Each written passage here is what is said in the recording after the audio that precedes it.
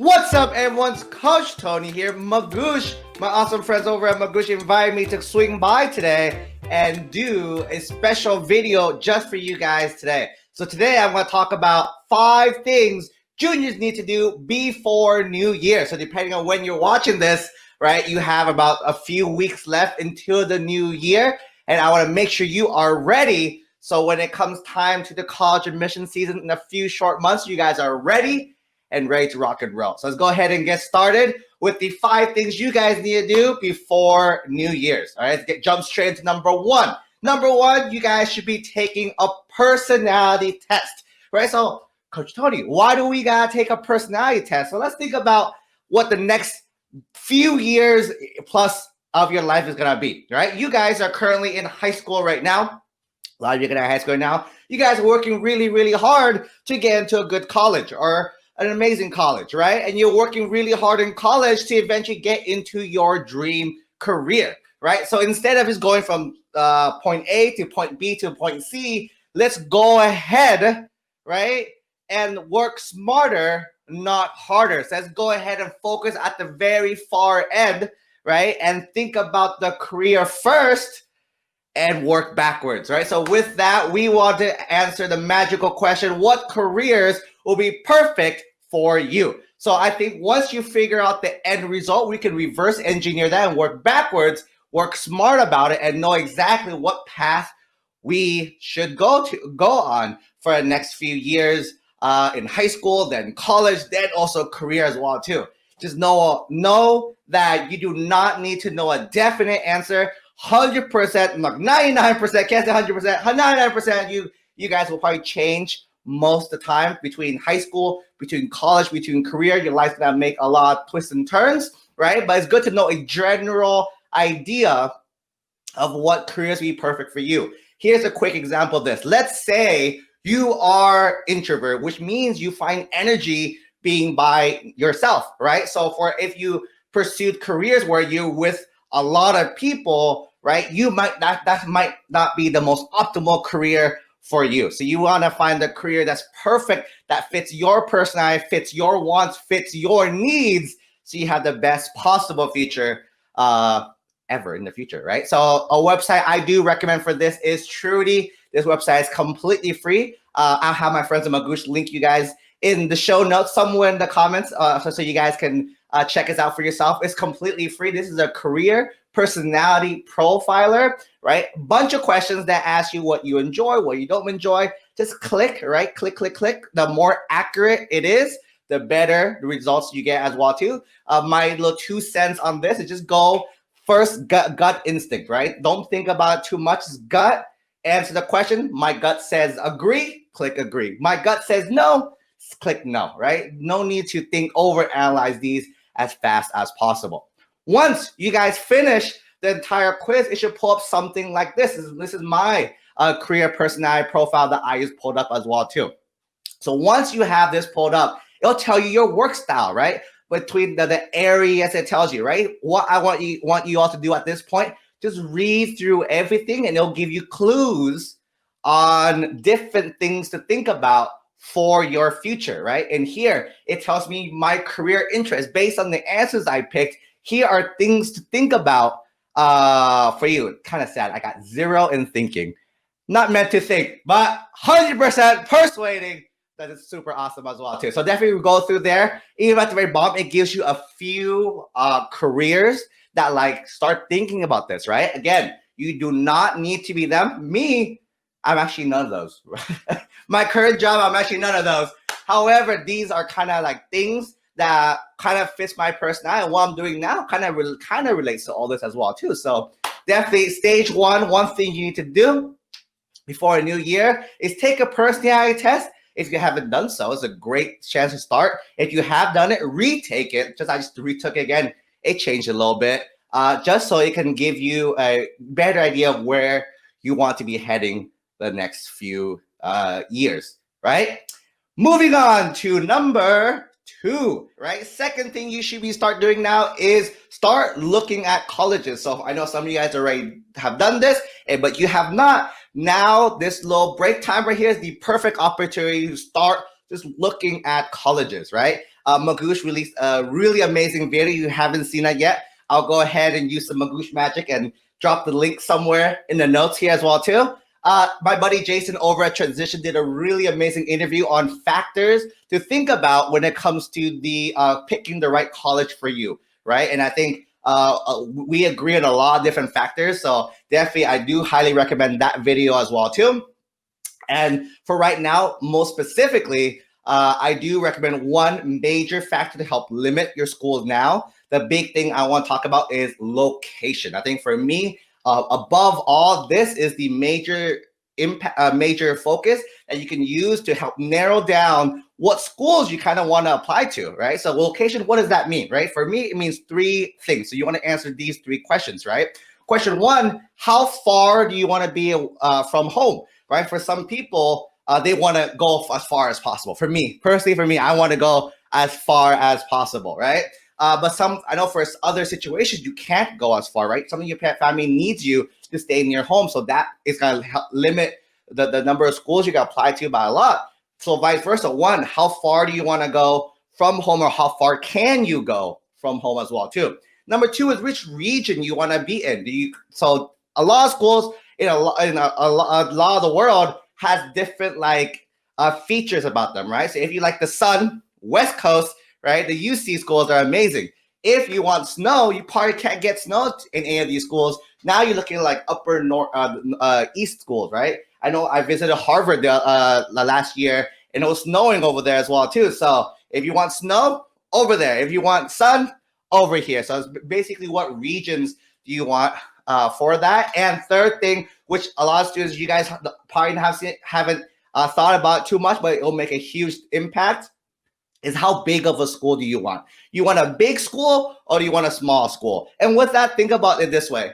When you go to class every day, do you want to be in a class of like only 20 people? The professor knows who you are. You have the opportunity to talk to the professor more one-on-one. The possibility of connecting with more students that way. That's a small school, right? If you think of that, you could do more research, find smaller schools. Or do you want the other extreme, which is like big schools? Like for me, I remember I took my classes at UC Berkeley. It was, I think my biggest class, like 800 or 1,000 students. So it's one of you and 800 other students. Think of it like the best analogy, if you haven't seen a lecture hall before, think of a movie theater. You're basically sitting in a seat. It's not dark. It's fully lit up. And you're just staring at a professor teaching classes, right? So that's the big school atmosphere. So do you want that type of learning environment, or you want a smaller one?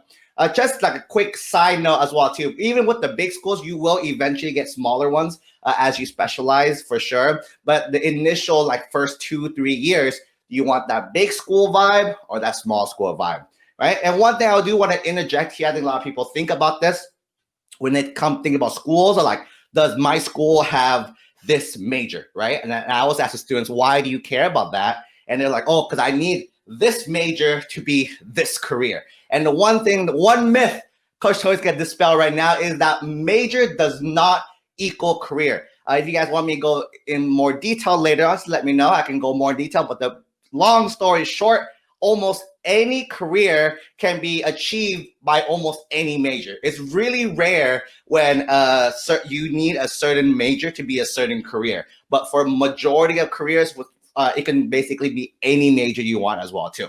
So that is number 2. Start looking at what colleges you are kind of start narrowing down that list this year.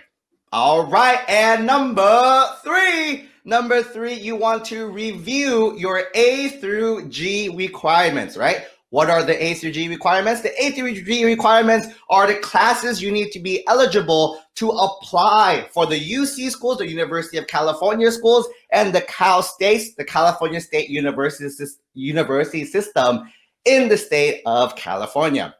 So it's for friends who are applying outside of this. You also see that a lot of the other schools requirements actually mimic this a lot. So just double check if you're not applying to UCs or Cal States, kind of compare their requirements, and you'll see for most schools, they actually require very similar requirements for the A through G. That's why I recommend all students just follow the A through G. And for most of the time, it actually fulfills all the other schools that you guys want to apply to as well. So quick recap of the A through G requirements. So the A through G requirements, letter A is history, 2 years of history. Requirement B, English, 4 years of English. Requirement C, 3 of math, 3 years of math.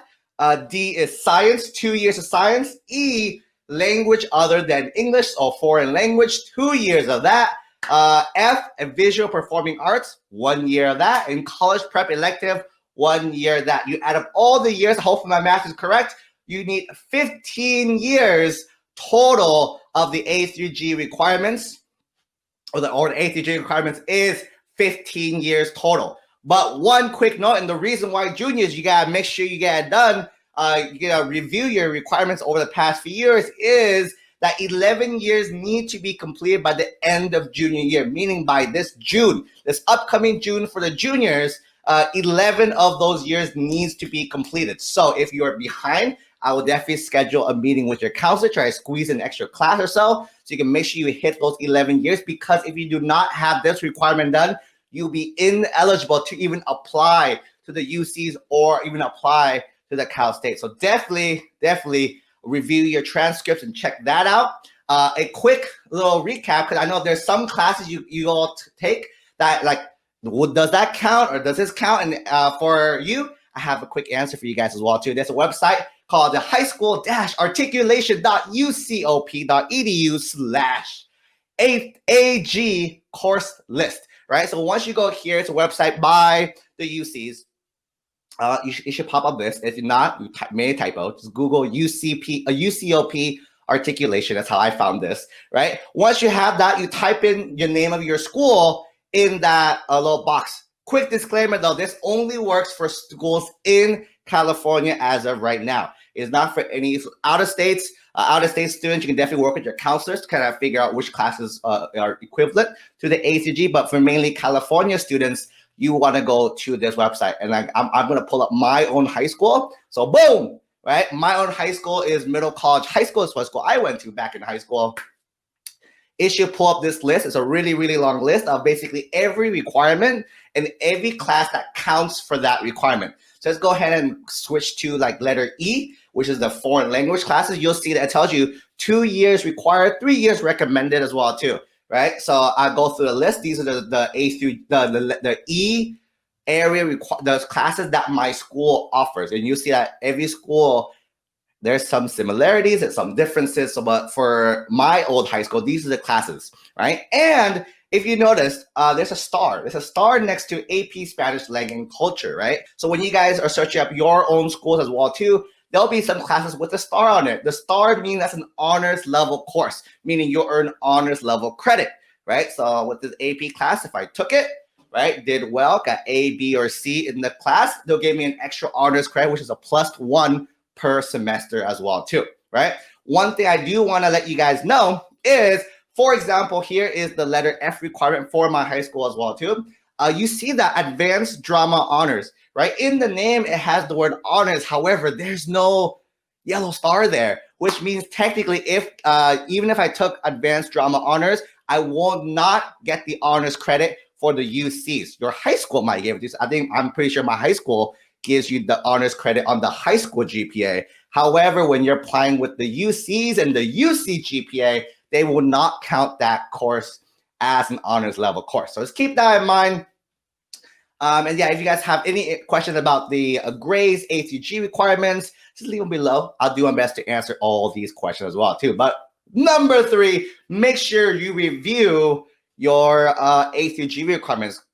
Get a copy of your transcript, or if not, if you memorize your classes, you can write down and check with the articulation website. Make sure you're on track. Remember, juniors, you need 11 years by June. So 11 years of these by June to be ready, right? Moving on. Boom. Number 4. So number 4, start looking into an SAT or ACT program, right? So for a lot of juniors now, when you guys are applying next year, a lot of the trend from this year is probably going to carry over to next year as well too. A lot of schools are going test optional, right? So when things are optional, a lot of students don't tend to do it, right? Like for example, quick little thing to throw in there. the SAT subject test, right, they've been optional for very, very long. However, students who want to excel, right, and want to give more brownie points to their application, they're taking these SAT subject tests, right? So for me, quick tip for you, always think of the word optional as required. That's the Coach Tony tip. Think of optional as required, right? So if test is optional, I'm still going to submit it, because even if I don't do so hot, it's not going to hurt me, right? Plus, even more generally, no schools really hurt you for having a bad score. They just call it neutral value and move on to the next section. But no matter what, I do recommend you all attempt the SAT or the ACT and submit those scores along with your application as well too, right? Quick preview and next few months. This is the schedule that I recommend for all my students who are like planning to apply to all these top schools.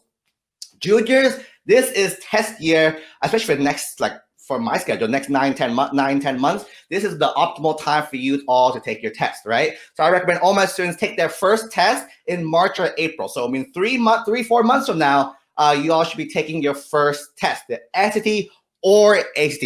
Doesn't matter which one, because in June or July, so 3 months after that, I do recommend my students take the other test. So if you took the ACT for your test 1, take the SAT for test 2, and vice versa, right? So from a admissions point of view, you're taking both tests, you're submitting both scores. The school only consider the best score. So don't worry, they're not going to hurt you if you have a bad score from one or the other. They'll only look at the best score.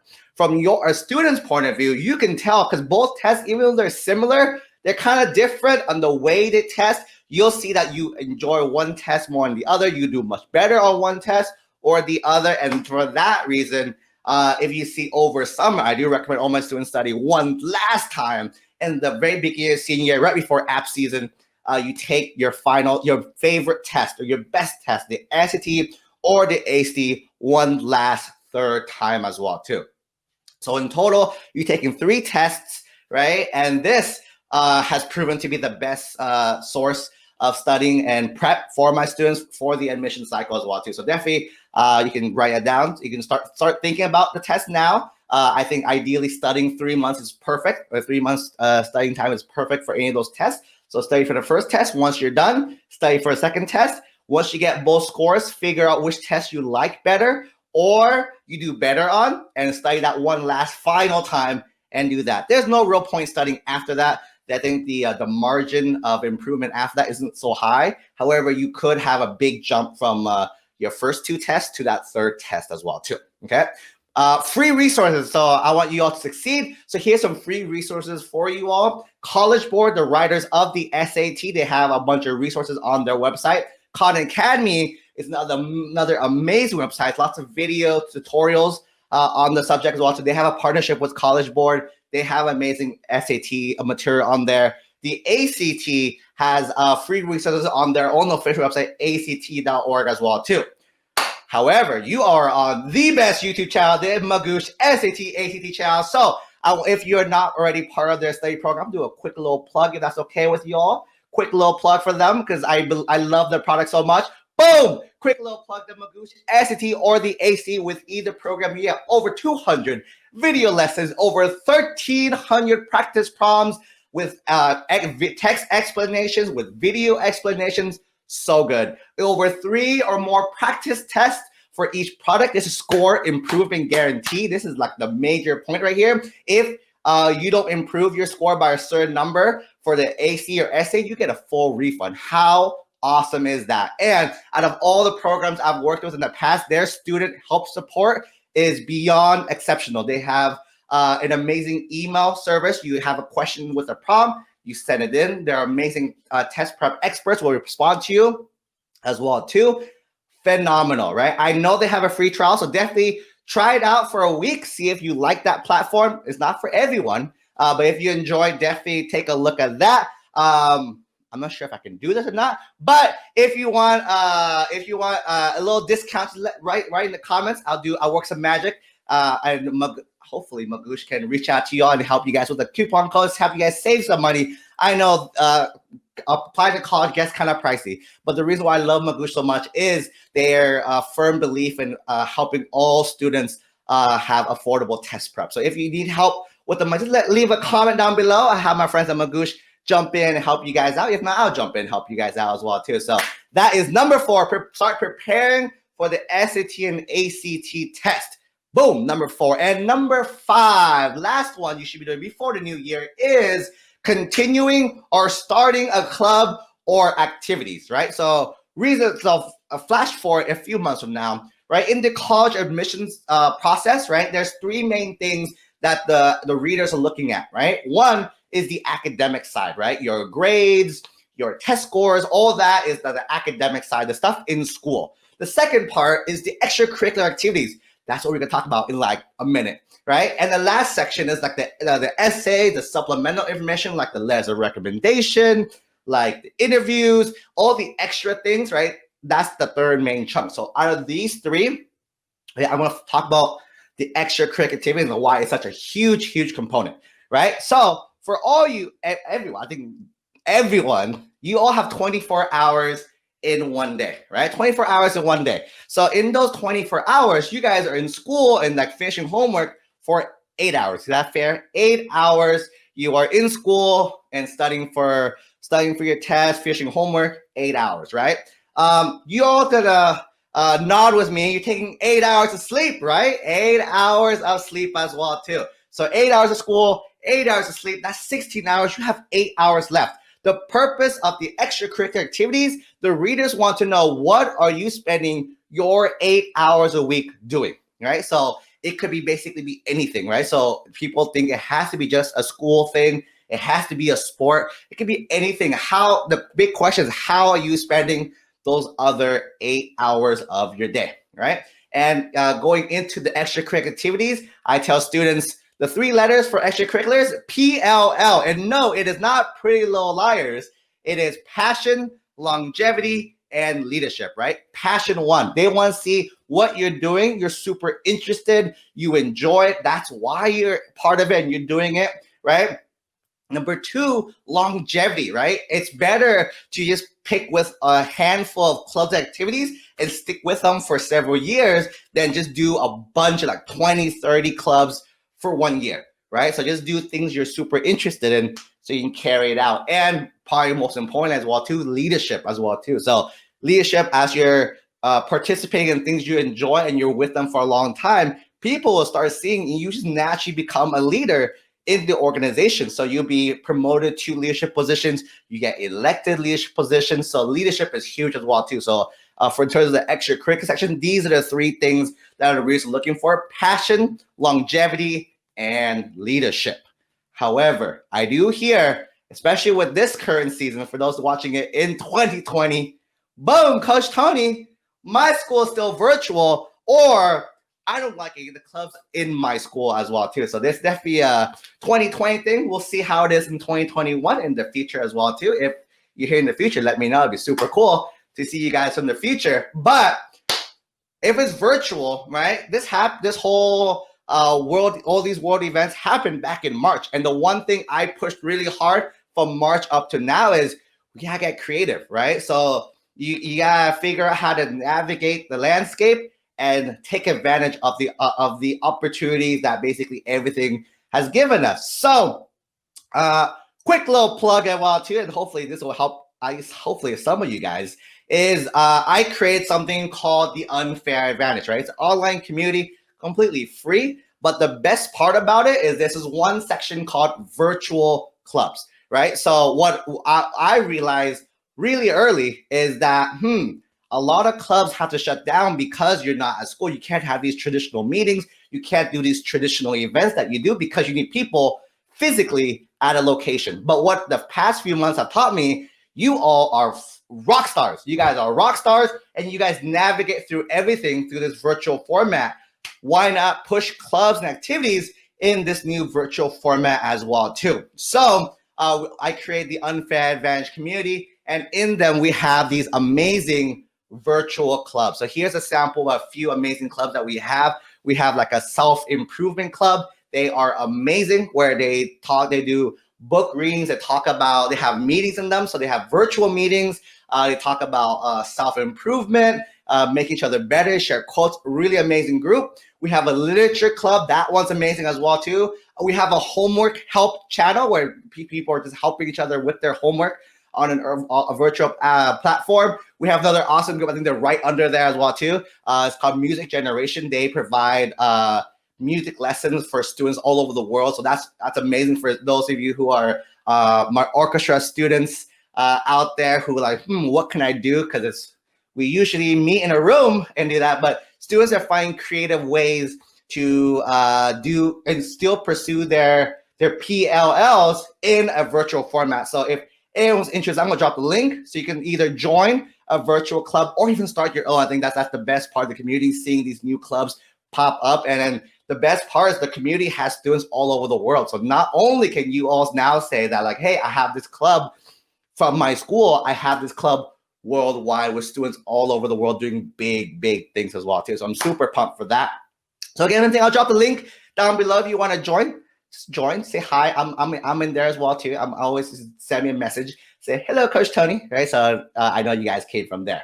And boom, right. So Ruz, quick recap. Those are the 5 things your before New Year's checklist. Quick recap. 1, take a personality test. I'll leave all the links in the description so you guys can go one by one real quick. Right. First, take a personality test. That help you kind of reverse engineer the whole process of your life, right? 2, start looking at colleges. Right now it's the first initial time. So basically casting a big net, and slowly as the year goes on, you make that list smaller and smaller, right? 3, review your ACG requirements. Make sure you are on track so you can apply to these schools as well too. 4, start looking into test prep programs for the ACT or SAT so you're ready to start taking them next year.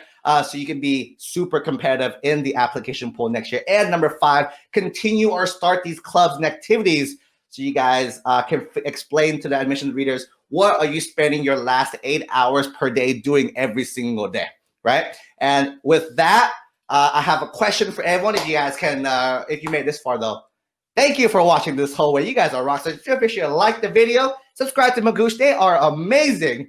But before you head out, if you can leave a comment.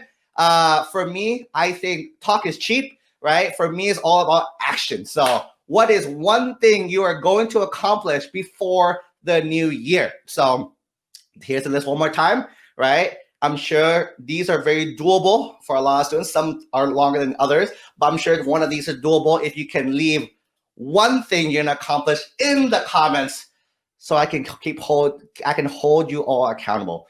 Hope you enjoyed that video. If you like that, let me know. We can probably do a series of these going on. But that's it. Have a great rest of your day. I'll see you all in the comments. Bye, everyone.